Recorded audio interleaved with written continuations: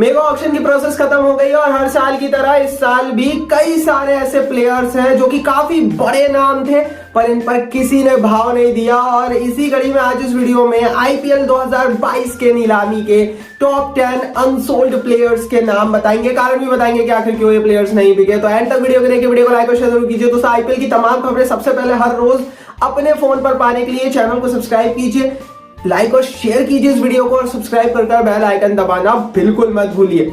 चलिए दोस्तों शुरुआत करते हैं पहले खिलाड़ी की। बड़ा नाम जो नहीं बिके, इन पर किसी ने भाव नहीं दिया, हालांकि बहुत सारे ने एक्सपेक्ट किया था, मैंने भी किया था।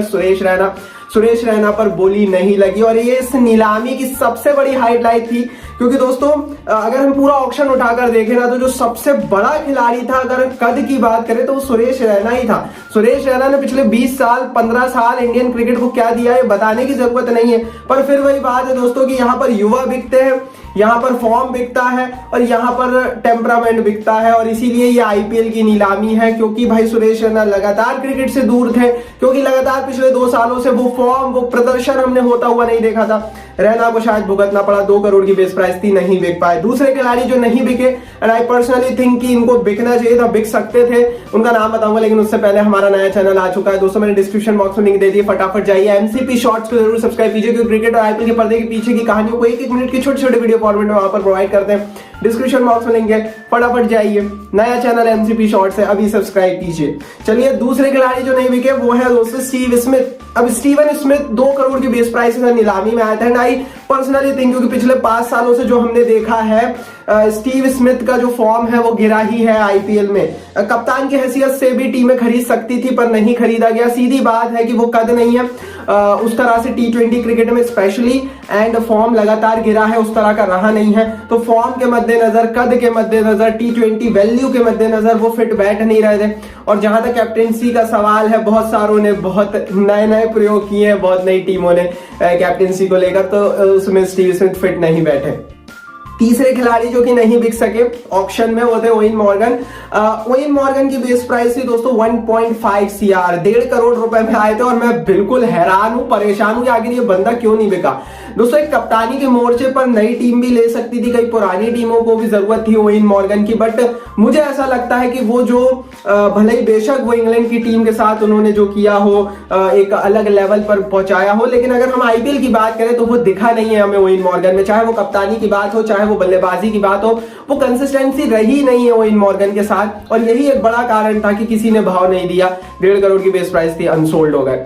चौथे खिलाड़ी जो अनसोल्ड रहे इस पूरे ऑक्शन में होते ईशांत शर्मा। 1.5 करोड़ की बेस प्राइस के साथ आए थे नीलामी में, किसी ने नहीं खरीदा, बहुत हैरान हूं मैं। और क्या कारण हो सकता है, देखो कारण तो बतेरे कारण है यार ईशांत शर्मा के नहीं बिकने के, बट आई पर्सनली थिंक कि 2-3 कारण थे जो कि बहुत बड़े थे। एक तो टेस्ट क्रिकेट की इनकी हैसियत हो गई है इंडिया में, अब लिमिटेड ओवर क्रिकेट में इनको कोई पूछ नहीं रहा, डोमेस्टिक क्रिकेट खेलते नहीं है और फॉर्म भी उस तरह से हमें दिखा नहीं है। हालांकि दिल्ली की तरफ से खेलते हुए पिछले 2 सालों में एक लेवल अप इनका दिखा है टी20 क्रिकेट में, बट स्टिल यार टीमें विश्वास नहीं करती है कि इंजरी प्रोन प्लेयर की हैसियत ये रखते हैं, मतलब इंजर्ड बहुत ज्यादा होते हैं, एंड दैट इज वाई टीमों ने इस बार इन पर भाव नहीं दिया। ये भी बहुत बड़े वेटेरियन प्लेयर है। 5वें खिलाड़ी दोस्तों जो नहीं बिके इस पूरी नीलामी की प्रक्रिया में, और ये भी बड़ा नाम है, और ये तो एक जमाने में भारत का बड़ा नाम हो गया, वर्ल्ड कप खेल रहे केदार जाधव। 1 करोड़ की बेस प्राइस के साथ आए थे। चेन्नई सुपर किंग्स ने इन्हें बनाया था, ये पहले दिल्ली में खेलते थे, फिर बहुत सारी टीमों में गए, बट चेन्नई ने इन्हें बनाया था, धोनी की कप्तानी में निखरे थे। और उसके बाद वो जब से खत्म हुए 2017 के बाद आई थिंक वो वापसी हमें होती हुई नहीं दिखी है केदार जाधव की। और क्योंकि हमने देखा कि क्योंकि लगातार पिछले 4 साल 3 साल लगातार फ्लॉप रहे आईपीएल में, डोमेस्टिक क्रिकेट में भी नहीं चले, टीम इंडिया से तो खैर पक्के तौर पर एकदम ताला लगकर बाहर हो गए। पर्सनली थिंक कि यही वो कारण रहे होंगे कि टीमों ने इस विश्वास नहीं दिलाया, और मैंने पहले एक वीडियो बनाकर कहा भी था कि केदार जाधव नहीं बिकेंगे और ऐसा ही होता हुआ नजर आया। 6वें खिलाड़ी जो नहीं बिके ये भी बड़ा नाम है एरन फिंच। एरन फिंच को लेकर भी यार भविष्यवाणी हमारी तो यही थी कि 1.5 करोड़ हो, 2 करोड़ हो, फिंच नहीं बिकने वाले, कितनी भी बेस प्राइस हो। 1.5 करोड़ की बेस प्राइस के साथ आए थे और टीमों ने विश्वास नहीं जताया।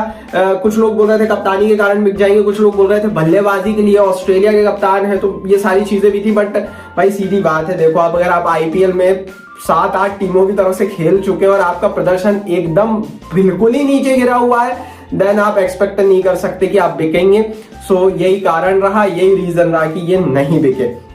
आगे बढ़ते हैं दोस्तों। 7वें खिलाड़ी जो कि नहीं बिके ऑप्शन में, ये भी बड़ा नाम है, और शाकिब अल हसन।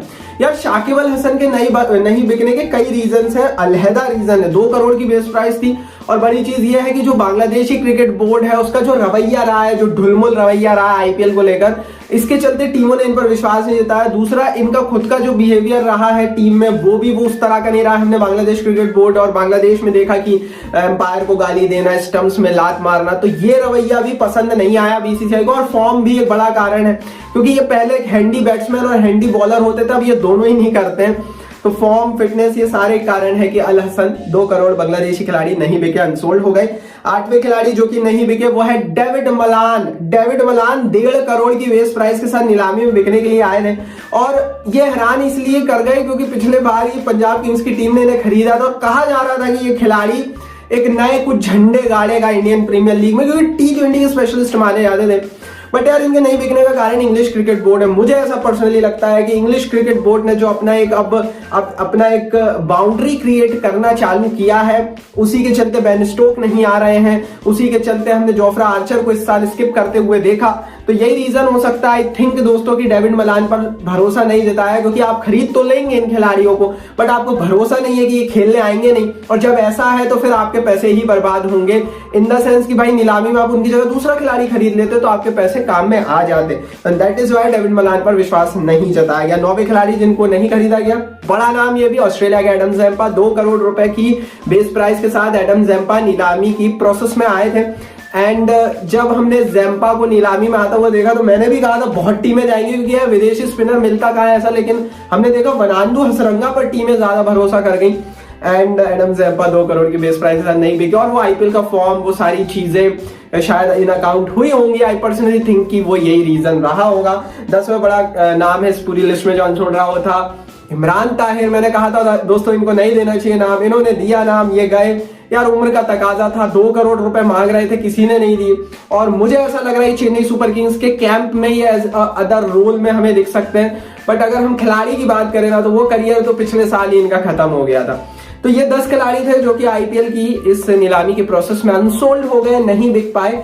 कमेंट बॉक्स में आप बताना इनमें से आप किस खिलाड़ी को बिकते हुए देखना चाहते थे, और कोई यूट्यूब ने कमेंट बॉक्स आपके लिए दिया, कमेंट जरूर कीजिए, अपनी राय जरूर लिखिए भाई। कमेंट बॉक्स नीचे कमेंट जरूर कर देना, क्योंकि कमेंट बहुत सारे लोग, हजारों लोग पढ़ते हैं। इस वीडियो को लाइक और शेयर जरूर कीजिए दोस्तों। एमसीपी शॉर्ट जैसा कि मैंने कहा डिस्क्रिप्शन बॉक्स में लिंक है, उसे भी सब्सक्राइब कीजिए, और इस वीडियो को लाइक और शेयर करके चैनल को सब्सक्राइब करके बेल आइकन दबाइए।